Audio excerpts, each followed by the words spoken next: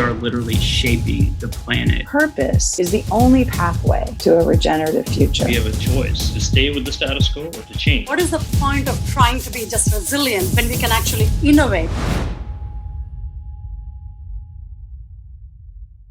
Thank you. So it's a very good morning in the Himalayas, and myself, Gaurav Dixit, and a very warm welcome to everyone. I'm very, very thankful to Shadow Ventures to give me this golden opportunity to represent the work that me, my wife, and our small team is doing in India. All our work is tribute in the feet of our beloved Guru, late Dr. Prem Jain, who is also called father of green building movement in India. Dr. Jain was founder of Indian Green Building Council, that is IGBC. He also started Indian Society of Heating, Refrigerating and Air Conditioning Engineers, ISHRE, and he was also the chairman of ACOM India. So Dr. Jain said that if we can change the way you think about buildings, maybe what you build will change the world.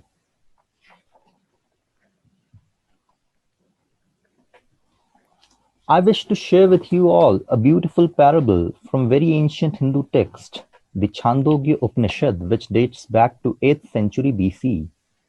So Shwet Ketu was son of a great sage Uddalaka, and after completing his education, he comes back to his parents, and seeing him filled with ego, his father then asks his son, "Do you know that, after knowing which, there is no need to know anything else?"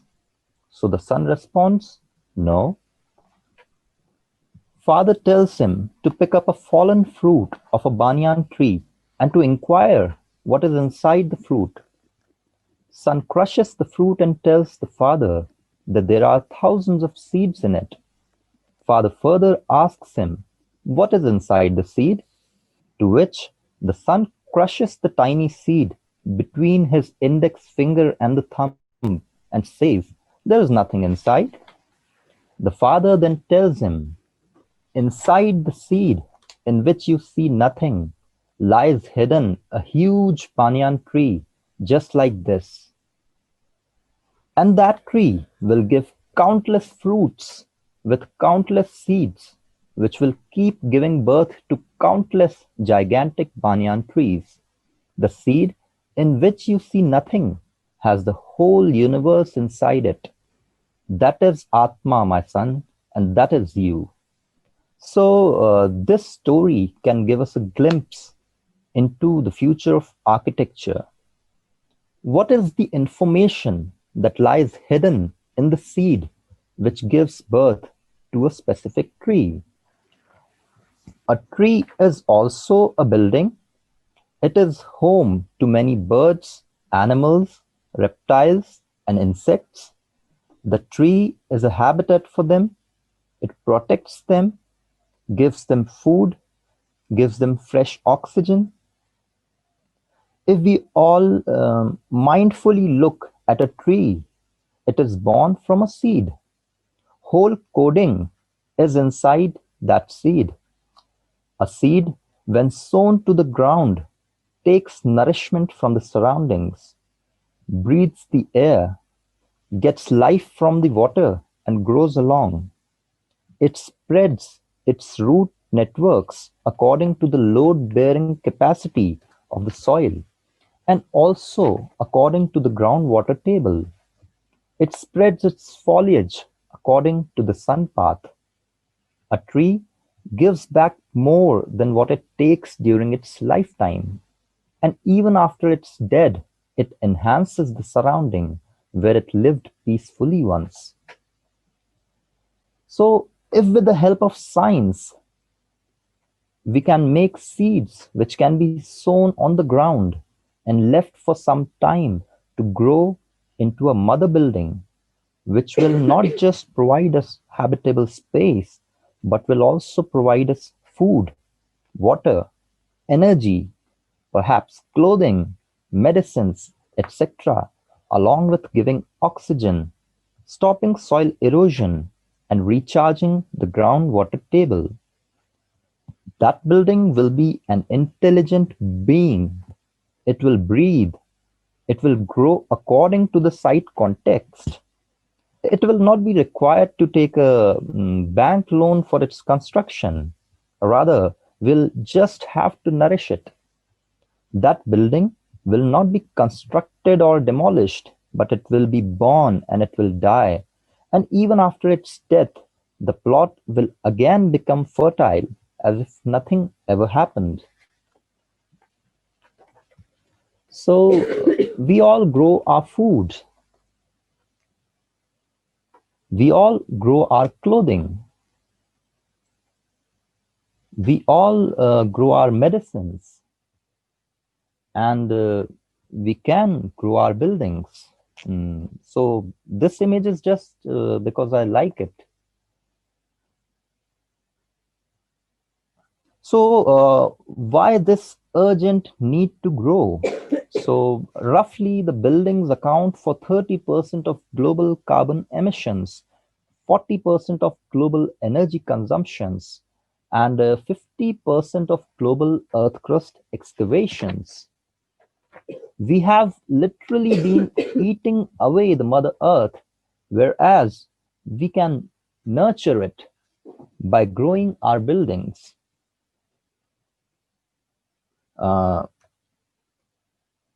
But how we can grow a building? Really, even I don't know. So let's look into the past.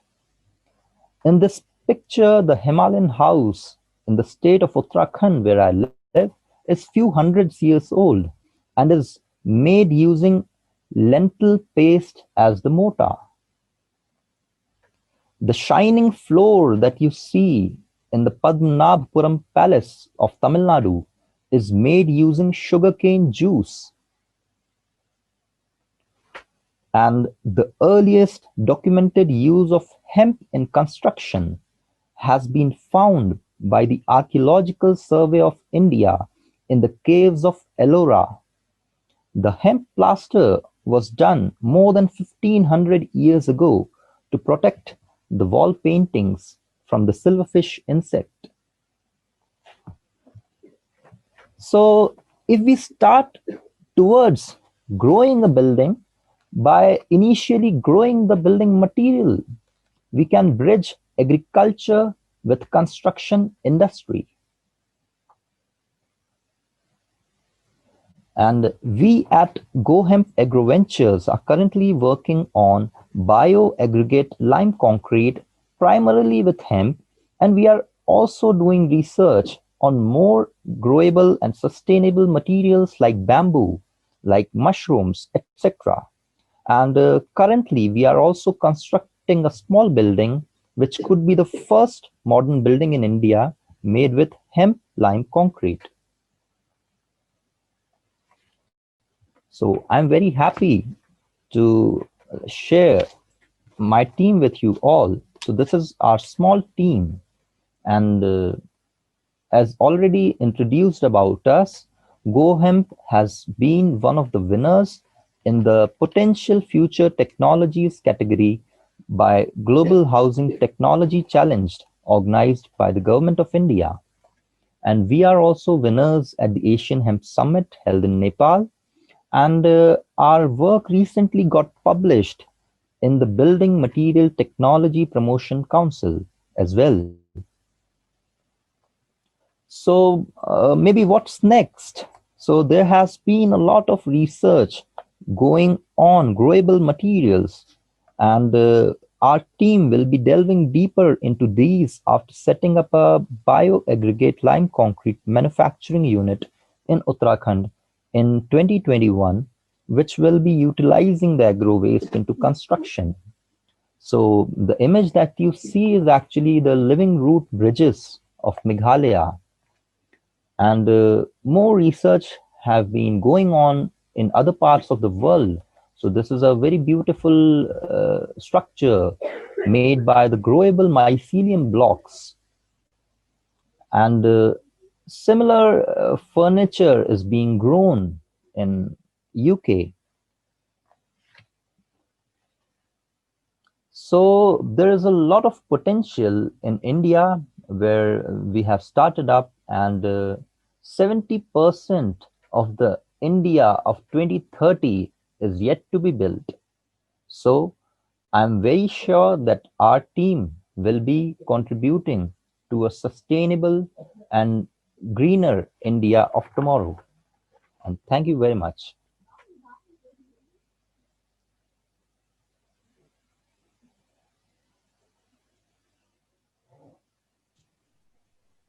Rob, that was great. Thank you for sharing that the Thank you, deck Nick. presentation. And yeah, we have let's see, we have 15 minutes or so. I am super curious, and I'm sure the audience has a few questions for you. So if anyone has questions, feel free to put them in the chat, or the Q&A will do as well. And yeah, in the meantime, we can wait on those questions. I guess I can kind of kick it off. Can you give us like the breakdown between, like, obviously hemp as a building material for houses is a in terms of growing its footprint in India, it's kind of in its nascent stage just compared to other building materials. What can you give us like the breakdown of building material use across India now, and how you think that changes over time, even potentially with hemp and other materials? Can you please repeat the question? Yeah. So can you share more details right now on the current breakdown of how homes are being built in India, with what materials, just like percentage wise, how many homes are being built with wood or different other sorts of building materials, and then how you think, how much market share you think hemp and other materials can have over the next 10 to 20 years? Okay, so India has a very, very different geographic conditions in different parts of the country. So we have Himalayas in the north and the Indian Ocean in the south. We have the Thar Desert in the west, and the temperature and the humidity and all other conditions, they vary drastically in different regions. So if we talk about vernacular architecture or the traditional architecture that has evolved with time in the country, it is it is very, very different in different regions. So we make houses from bamboo in the northeast, and we make houses from mud in the central regions, and we also make houses from stone and mud in the Himalayan region, and also timber. So that was the traditional construction practices. And currently, since the cement concrete industry and has taken over the large market share, I'm not currently equipped with the numbers, but definitely the modern construction techniques are pushing down the traditional construction techniques. Whereas it's my personal observation, being an architect myself, that the traditional architectural practices were far more efficient, and they were far more better performing than the modern construction techniques, because it's just the same for every location, for every kind of climate. So the opportunity for hemp construction is very good, since in India, in the state where we are living, the building needs to be very well insulated, since we are located in Himalayas. And the cement construction technology does not provide good insulation. And the hempcrete, being a bioaggregate material with very good insulation property, is a very good, performs very well in such conditions. And if we talk about the coastal areas of India, and even the desert areas of India, where the climate is very hot and humid, so in those places also, the steel construction or the cement construction does not perform that well. In the coastal areas, the reinforcement erodes away with the salty humidity. And in those places, hempcrete will definitely provide very good comfort as well as performance in the buildings. Very interesting. Appreciate the answer. So Rodney from the audience asks, would you please tell us more about the building that you are currently building at the moment? Okay, so the building that we are currently making is actually located in a very remote village in Uttarakhand, in which I live. And the project is called the Hemp Eco Village. We have named it. And that building is actually a homestay, we can say, or maybe you can say it an Airbnb that we are making, so that people can come and people can experience living inside that hempcrete room. And you must be knowing that hemp has so many other uses. So we have designed the building in such a way that we'll be demonstrating the potential of hemp as a fabric by using like hemp curtains and hemp like bed covers and like rugs and all those things. And if we specifically talk about the building, so we are currently utilizing the traditional construction technology along with the modern hempcrete technology, both in the same building. So the current construction technology is actually stone and mud masonry, in which we use the local available stone, which is slate stone, and we bind the pieces of stone with the help of mud that we excavate and sieve from the ground. And the upper floor of this building is getting made in hempcrete. And this material is also very good for this region because this is an earthquake prone zone, and hempcrete is a very light material, and it also absorbs the little vibrations that come with the tectonic activities. So it will provide a much safer building. Gaurav, out of curiosity, what is the square footage of the property you're building? It's approximately 900 square feet. Mm-hmm. Gotcha. Of the built up area, and alongside we have a large garden space as well. Gotcha. So one of the attendees asks, is the hemp mixed in traditional concrete as filler, or is it used as cement? Okay, so that's a very good question. So hemp actually is used in the woody core form. So when the outer bast fiber of hemp plant is decorticated or maybe removed for the textile purpose, the inner woody core is left as a waste, and that pieces are used as the aggregate inside a binder with a binder.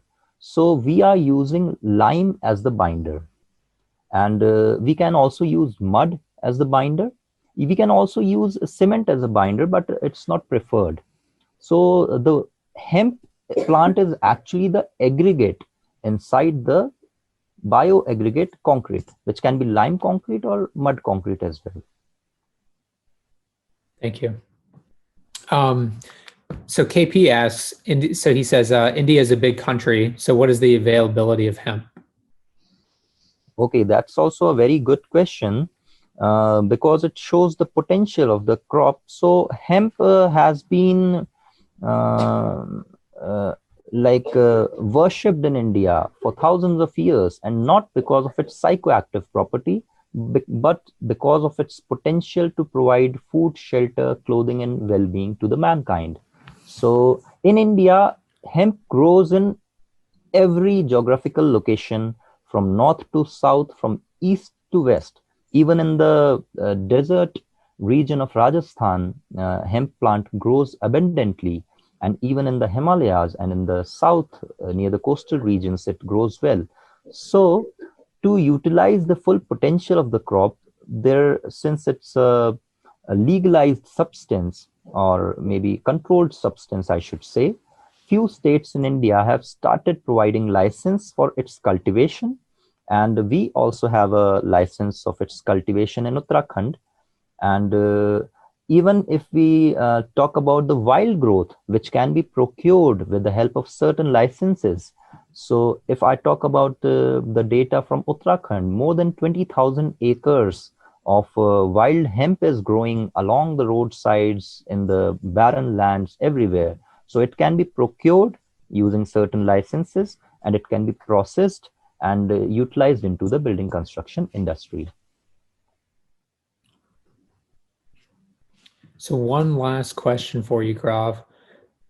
Could you elaborate more on the growable buildings aspect? I guess, like, what is the, another way to ask this is how would this work for a small residential building as opposed to, I'm guessing, a single house? What are some of the scalable attributes to building with hemp? Okay, so like in India, the government has undertaken the largest housing project ever happened on the earth, on the face of earth. So it's the Pradhan Mantri Awas Yojana, in which we'll be making more than 10 million homes by 2022, and most of the houses are getting built in India. So the hempcrete technology can be used for the maintenance and repair of all those houses and buildings which are getting made. And so one market is the maintenance and repairing of the existing structures using hemp. And the other market is that we can freshly make new buildings with hemp. So,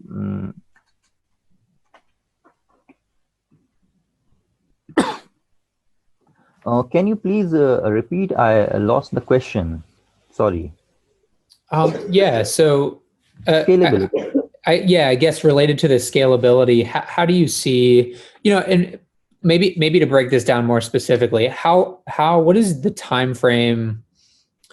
What is the time frame you're expecting for the building process using hemp to take, and then when hemp building is potentially at scale, how do you think that the process and the time to build compares to existing building processes now? Okay, so I hear two questions here. So the first of all, I know how things will be done, but since I don't have control on the factors, therefore I cannot anticipate the timeline of events. But hemp can readily be accepted in the Indian construction market once we bring it into the National Building Code, and also into the schedule of rates, so that the government and the private projects, they can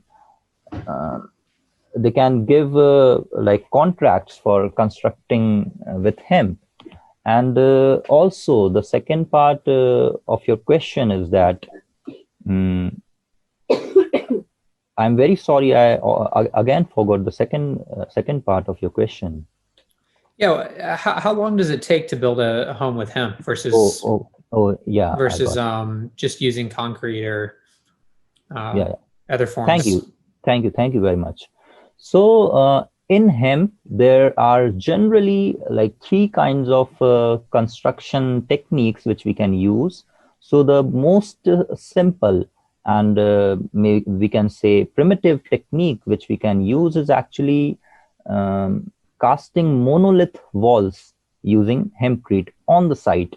So just like we put shuttering and we cast the RCC slab on top of it, we can put shuttering for the wall and we can cast the whole wall. So that's what we are currently doing in the project that we are making in our village.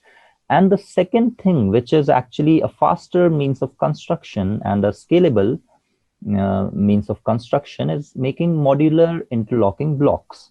So if we make modular interlocking blocks from hemp, they can be manufactured at a facility, and we can then take them to the construction site and can like interlock them even without a use of a mortar, and that speeds up the construction. And the third technique that can be used and is being used in other parts of the world is actually robotically spraying the hemp concrete on the prefabricated shuttering. So these three things have been happening. Fascinating. Thank you. So, so if we compare it with the current construction technology and the time involved, so it's if we go with the cast in situ, then that process is a little slower because it takes time for the walls to dry up. And if we use the modular blocks in the construction, then that will speed up the process. And if we are using interlocking blocks, so that can even make our building in much lesser time than the current cement, mortar, and brick construction technology that we are following in India. Outstanding. So I don't see any other questions. Audience, do you have any further questions for Gaurav while we have him?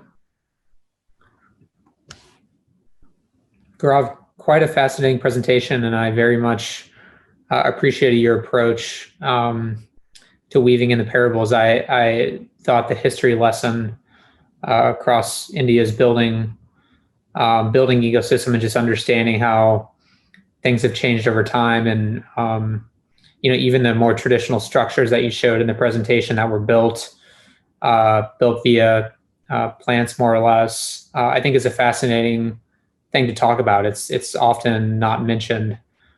So appreciate you bringing that to the forefront and looking for more sustainable ways to build on our planet. I think it's a great way to wrap up day one here at the Shadow Summit, and with our theme, Innovation to Save the Planet. I think it fit very well. So thank you for spending time with us. And if anyone has any questions for Gaurav, you can find him in the Slack channel. Do you have a good email to send to as well? Yes, I have my email. It's gohemp.in@gmail.com.